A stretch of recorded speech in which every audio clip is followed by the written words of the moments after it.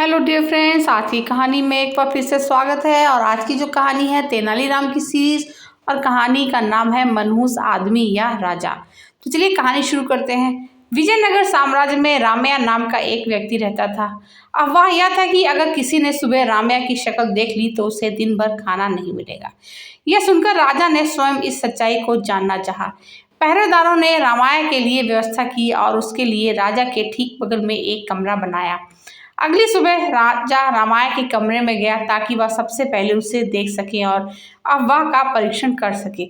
उसके बाद ऐसा हुआ कि दोपहर के भोजन के समय राजा ने अपने भोजन में एक मक्खी देखी और रसोइये से उसे हटाकर नया दोपहर का भोजन तैयार करने को कहा। जब दोपहर का भोजन परोसा गया तो तब तक राजा की भूख खत्म हो चुकी थी और उन्हें एहसास हुआ कि यह अफवाह वास्तव में सच थी।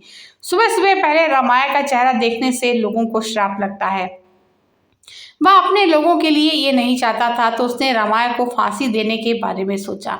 परेशान होकर रामैया की पत्नी मदद के लिए तेनालीराम के पास पहुंचती है, क्योंकि वह अपने पति को खोना नहीं चाहती थी। पूरी कहानी सुनने के बाद तेनालीराम रामैया के फांसी चढ़ने से ठीक पहले रामैया के पास जाता है और उसके कान में कुछ फुसफुसाता है।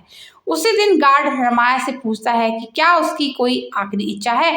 रामैया कहता है कि वो मरने से पहले राजा को एक चिट्ठी देना चाहता है। रामैया ने एक कागज पर वो बात लिखी जो तेनालीराम ने रामैया के कान में कही थी।